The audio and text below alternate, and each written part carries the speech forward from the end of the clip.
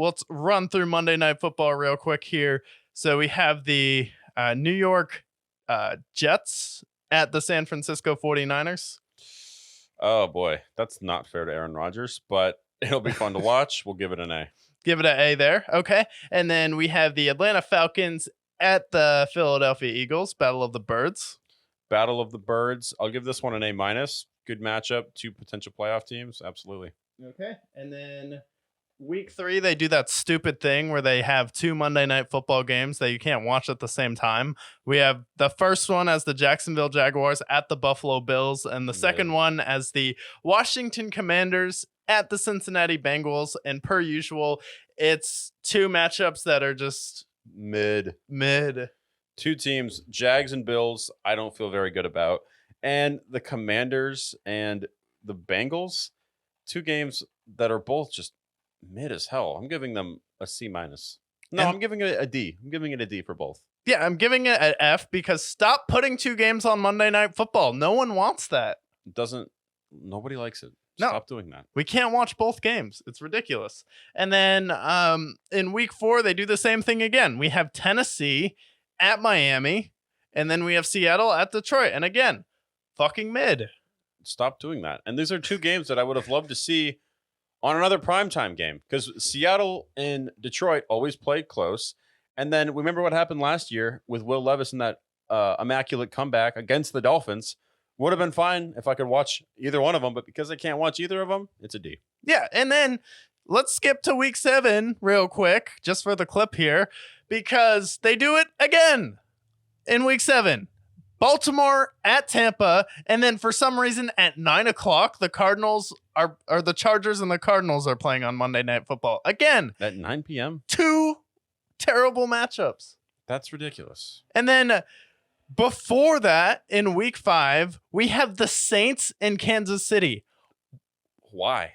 If you're gonna put the Chiefs on primetime, can you at least put them with a worthy opponent? Yeah. I mean, good God, the Saints are terrible. I don't want to see the Saints anywhere on primetime. Why do I want to see Derek Carr wreck on live television? Good God. If I wanted to see him, I'd go on Live Leak. That's disgraceful. And then and then week 6, we have the Bills and the Jets. Fine. Cool. That's awesome. We love that. We saw what happened Monday Night Football last year. Yikes.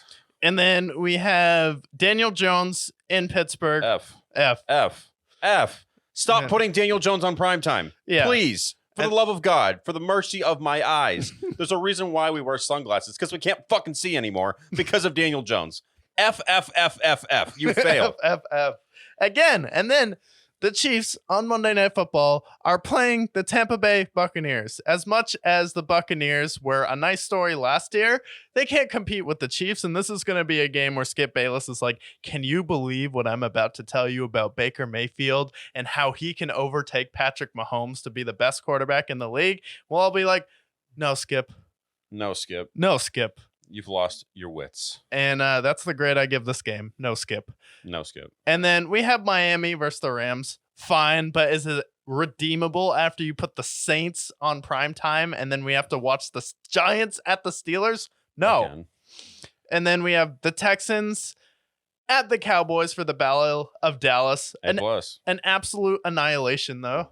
I'm excited for that game. The Battle of Texas. As far as I'm concerned, we were in Texas almost 2 months ago at this point, and it's going to become a Houston city. Oh, yeah.